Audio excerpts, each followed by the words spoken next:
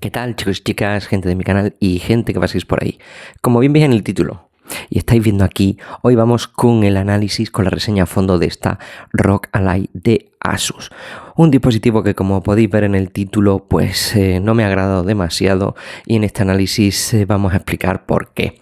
Los que estéis en mi canal de Telegram ya sabréis que este y otros dispositivos los tenemos ahí antes que nadie. Podéis hablar conmigo, con otros compañeros, y os enteraréis, como digo, antes que nadie, de todo lo que pasa en el Gran Geek, también con noticias y hablar con otros compañeros. Habré puesto fotos y adelantado lo que será el próximo vídeo.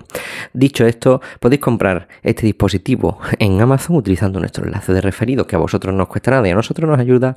Y además también recordad suscribiros, que más del 98% no está suscrito y eso me cabrea. Y también evidentemente pues compartir, darle a like, me gusta, todo este tipo de cosas. Y nada, pues vamos con la reseña completa de este dispositivo.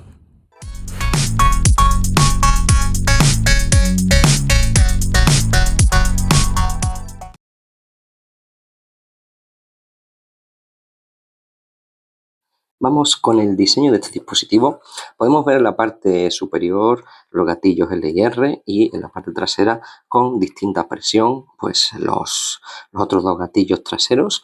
Tenemos el jack, tenemos un lector de tarjetas, tenemos también un conector USB tipo C, que en este caso será para algún hub o algún cargador. Tenemos también una ranura PCI Express para otra tarjeta gráfica, por ejemplo. Subir y bajar volumen. Tenemos dos LED, el del encendido y el de carga, y el power, que tiene también, en este caso, lector de huellas con la refrigeración. Tenemos detrás los botones de macro, que son otros gatillos, que estos no tienen distinta presión.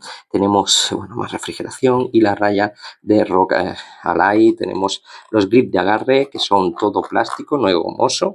Con aquí podéis observar sus formas, digamos que formas geométricas. En la parte delantera tenemos los dos sticks analógicos, la cruceta y los botones, en este caso pues los típicos, los X, Y y B. Tenemos también que los grips, los botones también se pulsan, y aquí en cada lado tenemos pues por ejemplo el botón de las opciones rápidas, tenemos el botón de el Harmony Central SE, como estáis viendo aquí, y también pues tenemos los altavoces aquí abajo, nada, y bueno, en los laterales algún adornillo de ROG.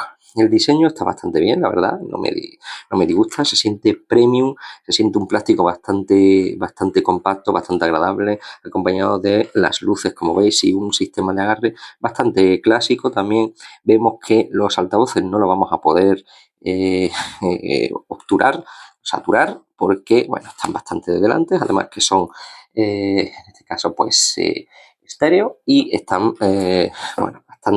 bastante bien.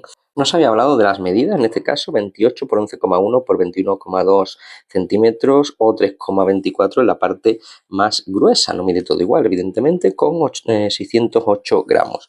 Como os contaba de los altavoces, estos eran audio certificados Hi-Res con tecnología de cancelación de ruido por IA, con Dolby Atmos y un micrófono de matriz. Dos altavoces con tecnología Smart Up. Como veis, pues como digo, un dispositivo que está bastante bien.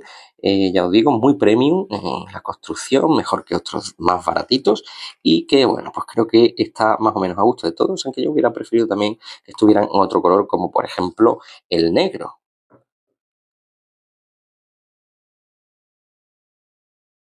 Vamos a hablar de la pantalla ahora un poquito más cerca.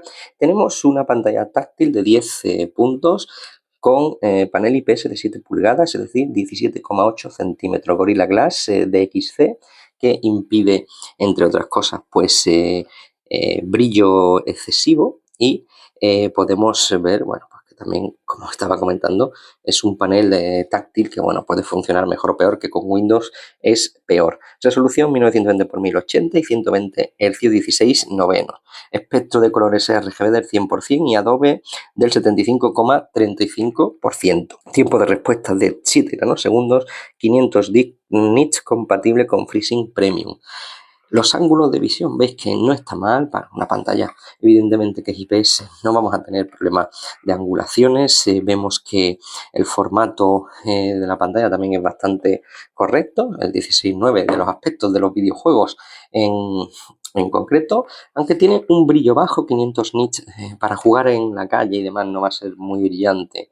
En casa sí que, bueno, no vamos a tener mucho problema, pero sí que es verdad que no es que brille excesivamente mucho. Los 120 Hz le aportan una frescura que no vamos a aprovechar probablemente en ningún tipo de juego, a menos que sea indie, que no sea muy exigente, y sí que vamos a tener una buena representación de color, aunque los 7 milisegundos se me antojan un pelín lento, y obviamente no le íbamos a poner OLED a este tipo de panel, ya que sería bastante más caro de lo que ya es de por sí. Pero bueno, como siempre, para que podáis disfrutar de cómo se ve y cómo se oye, vamos a utilizar nuestros clips clásicos de YouTube, a ver qué os parece.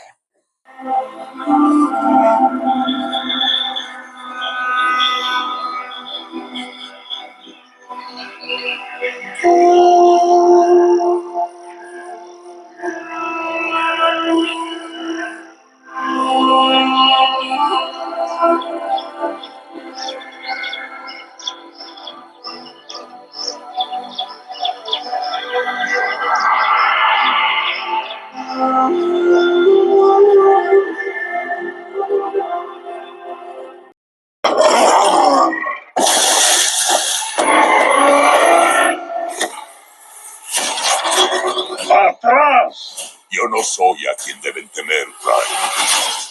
Algo oscuro viene en camino.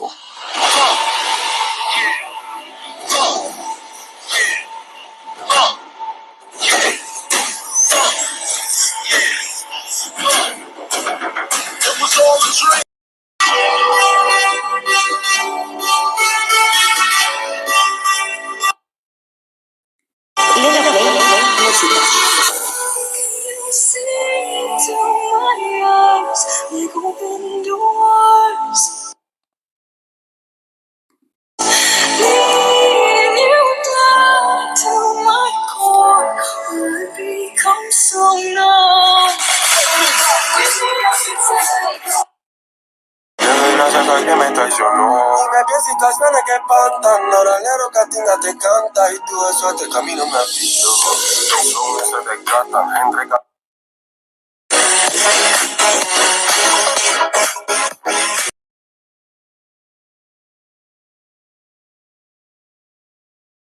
Bueno, vamos ahora con el hardware dispositivo.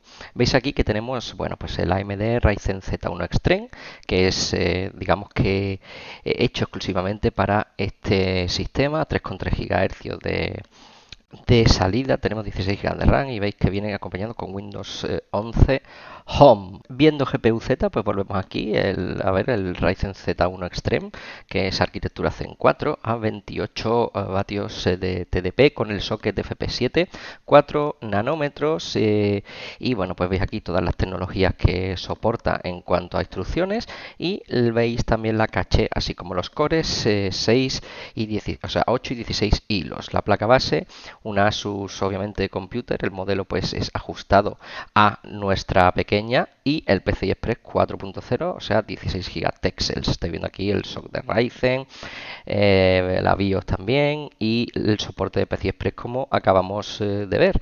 En la memoria pues DDR5 de 16 gigas, como estáis observando, 8 por 32 bits, y veis también la frecuencia que estáis viendo, además de los clocks. Y si vemos aquí el SPD, pues bueno, no tenemos exactamente la marca, aunque igual es Kingston. Como empieza por Cal par number, yo he deducido que es Kingston, pero bueno, tiene 4 gigas por cada módulo LPDDR5. La gráfica, pues obviamente la integrada de la serie 7 con 4 nanómetros RDNA 3, y bueno, hay poca cosa más que podemos ver aquí. Podemos ver aquí algo más extendido, la Radeon Graphics, podemos ver el adaptador de red, como veis es Wi-Fi 6E de MediaTek, aquí está el modelo. Podemos ver también el Bluetooth, que corresponde evidentemente a MediaTek. Tenemos que los controladores de almacenamiento son para PC, o sea, para NVMe Express estándar. Tenemos aquí la marca que es Sixtech, que es la marca para el fingerprinter, para el lector de huellas, y aquí veis también pues audio por Bluetooth, el Cirrus Logic para los altavoces y micrófonos y demás, o sea que bueno, está bien equipado con respecto a esto. Tenemos también un lectora de tarjetas, en este caso como dice PCI Express, de Logic, de Genesis Logic, que es la que corresponde a la salida que podemos conectar, por ejemplo, una RTX 4090, que también sabéis que la vende el propio Asus. Como monitor tenemos este, como ya sabéis, un monitor 1080 a 120 Hz. Tenemos un procesador de audio también de Dolby APO, el procesador que ya hemos visto con sus 16 cores. Tenemos un acelerómetro de sensor también Bosch, y por último pues la unidad de disco, que es una Micron de 512, como estáis viendo aquí. Y podemos verlo aquí, digamos que un poco más, para los más técnicos, veis aquí el desglose del hardware interno del Z1 Extreme, de la placa base, así como el de la tarjeta gráfica. Podéis verlo aquí, incluso bueno, podéis ver cómo está el reloj activo de la CPU. Y nada, aquí podemos ver también algo, digamos que es más en concreto, como el procesador en este caso. Podemos ver también bueno, pues la placa base, también pues las memorias, aunque aquí ya os digo que como eran desconocidas, pues vamos a tener menos datos. Y bueno, pues ya os digo, esto es un poco más para los más técnicos. Mientras digo cualquier cosilla, veis, os voy a ir poniendo para que pues para que vosotros veáis un poco, pero que ya os digo que bueno, tampoco esto es para los más técnicos, pero bueno, tampoco es eh, una cosa muy importante a la hora de jugar, ya que imagino que tampoco será personas muy técnicas las que compren este tipo de consolas. Además, también el hardware pues casi no es reconocible en muchas partes, como veis. Aquí vemos los sensores, por ejemplo, y ya os digo que bueno, ya tenéis una gran o pequeña idea de lo que este hardware nos trae. En conclusión, para mí el hardware es bastante interesante en este dispositivo. Un hardware que está equilibrado dentro de lo que es, si tratamos a esta ROG Ally como un portátil, y realmente en conjunción con la pantalla, que está bastante bien a esos 120 Hz que solo vamos a aprovechar en indies o en vídeo, pues está muy bien. Igual que cuando hemos hablado en el diseño de todos los gatillos, de la carcasa, de la consola en sí, pues en cuanto a hardware interno más la expansión de PCI Express que tenemos para otra tarjeta gráfica, puede ser un ordenador portátil como consola portátil para escritorio y para juegos, en este caso ya os digo, como hardware bastante interesante.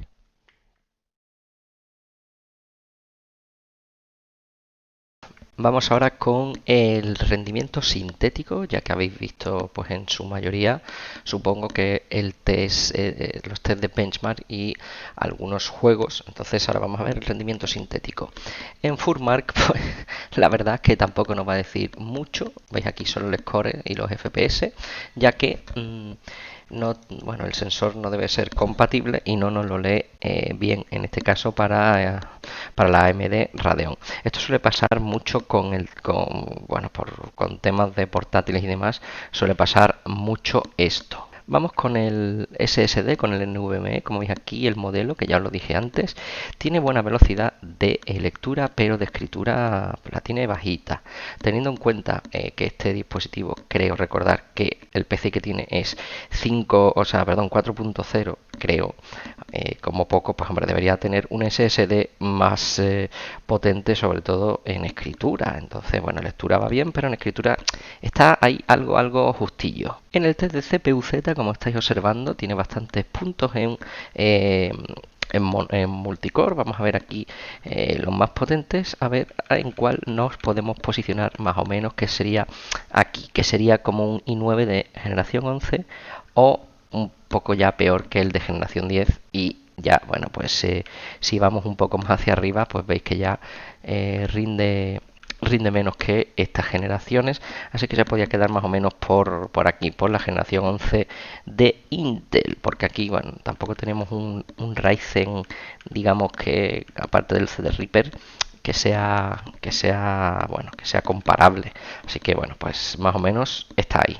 Vamos con los pesos pesados. Ahora sí tenemos Cinebench. Veis que lanza unos 13.332 puntos, cosa que está bastante bien. Queda por encima de bueno, pues de todos estos equipos, de todos los cores, y por debajo del CD Reaper, que bueno, en este caso tiene 16 cores y 32 hilos, y veis que queda por debajo de todos estos.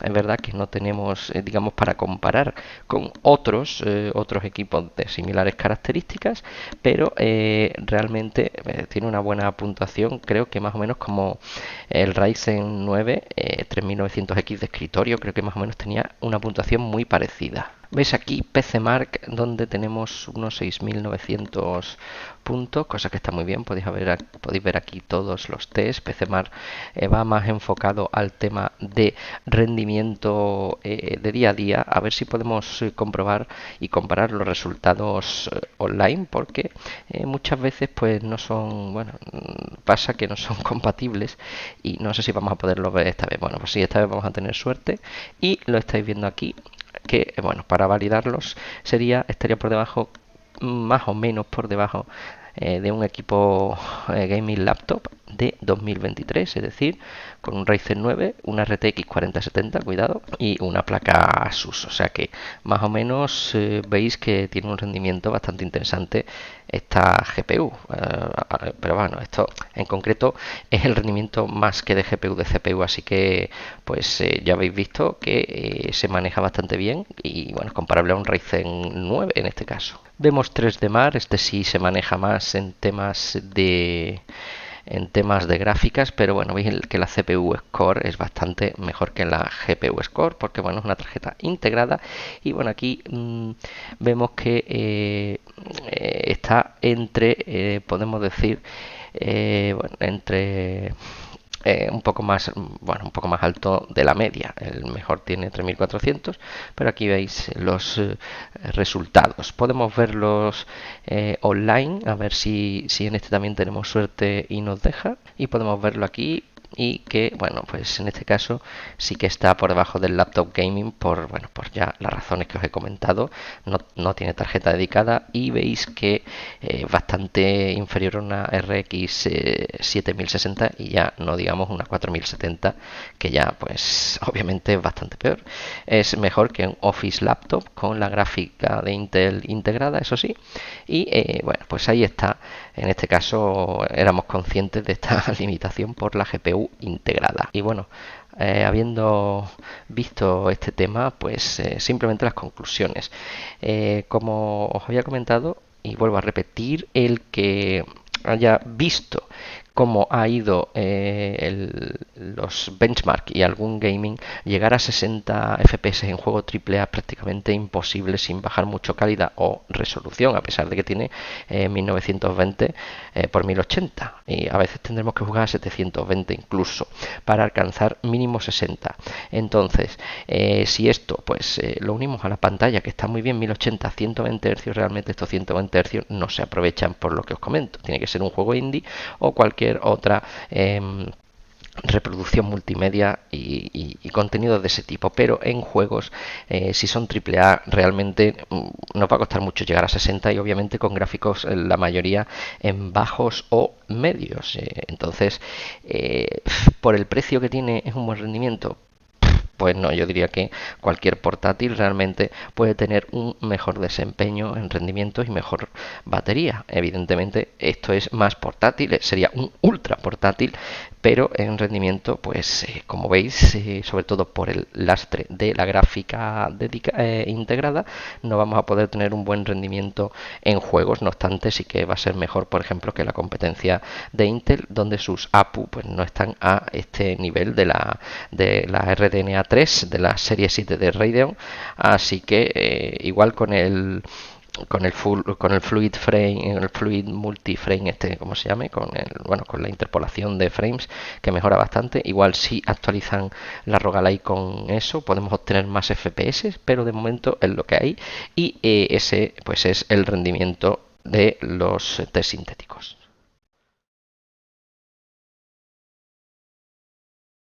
Después de haber hecho un viaje en todo este análisis para ver este dispositivo qué tal se comporta, también tenemos vídeo de unboxing y preview donde tenemos más datos, como dije al principio, y también tenemos los benchmark y un par de juegos o tres en gameplay para que podáis ver a qué nos enfrentamos con este dispositivo. Vamos a las conclusiones. En este dispositivo pues me han gustado muchas cosas, pero otras tantos no.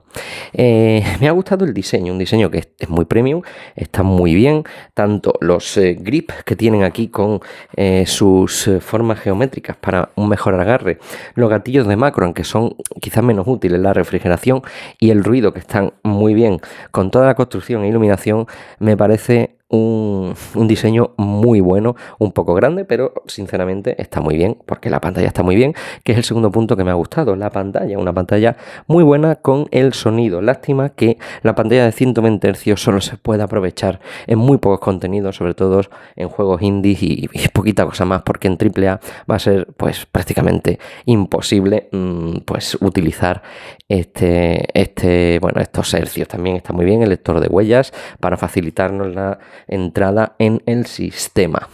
Las partes que menos me ha gustado en este caso son dos: el rendimiento, pero más que rendimiento, digamos la batería, que bueno, también corresponde al rendimiento, pero bueno, sobre todo la batería, una batería que, por ejemplo, cuando hicimos las pruebas del Cyberpunk, la batería creo que duró 1 hora, no llegó a más, hora o menos, porque estábamos haciendo las pruebas enchufados a un monitor y bueno, porque es mucho más cómodo así que con la pantalla pequeña. Estábamos haciendo pruebas y yo creo que 1 hora o poca cosa más. También es un incordio y por eso este dispositivo no puedo recomendarlo, no solo este, sino los que son parecidos a este, por la usabilidad.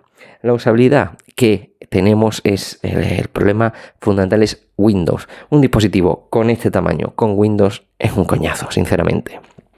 Tenemos el software de Asus, el Create, el Harmony y este Create SE, que casi todo se puede manejar con los botoncitos y demás, pero luego acceder a las plataformas, registrarnos o darnos de alta o iniciar sesión es un auténtico coñazo. Es decir, tenemos que iniciar en Epic Games, pues también a lo mejor en GOG, en Epic, en Ubisoft, en unas muchas plataformas, y es un coñazo porque escribir aquí, aunque es táctil, Windows no está hecho para este tipo de dispositivos. Si Windows tuviera una versión más tablet, más fácil de usar, no tendríamos problemas, pero yo casi toda la configuración de este dispositivo, incluyendo la instalación de juegos, la he tenido que hacer con TimeViewer, es decir, en remoto con un teclado y un ratón. Cierto es que le podemos poner un accesorio USB tipo C, no solo para conectar un monitor, sino tener un hub que podemos tener algún USB, otro lector de tarjetas, DVI, pero le quita el factor de portabilidad a este dispositivo, con lo cual pues tampoco tendría mucho sentido. Pero, como digo, el peor factor con diferencia es la usabilidad. No podemos manejar este dispositivo cómodamente con los sticks como si fuera una consola, como si fuera, pues yo que sé, Steam Deck, que tiene Linux, mejor preparado para esto, o como si fuera una Nintendo Switch en este caso. No todo es la potencia. Nintendo Switch, por ejemplo, se maneja mucho mejor que esto. El factor, ya os digo, Windows es determinante para mal.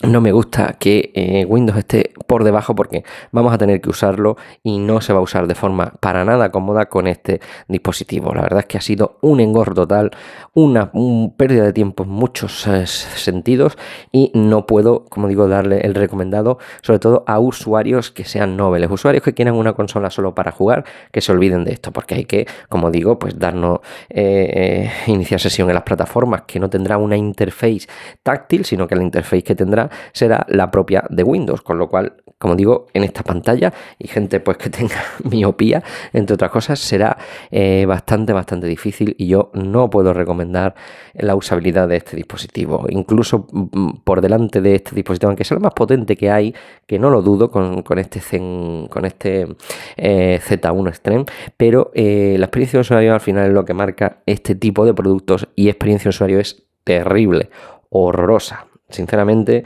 yo digo que no me ha gustado nada jugar en este dispositivo. He sufrido bastante, y además el rendimiento con la batería que da para pocos AAA o llegar a 60, que va a ser complicado, y si lo unimos a utilizarlo en turbo ya directamente con la batería, no podemos hacer nada.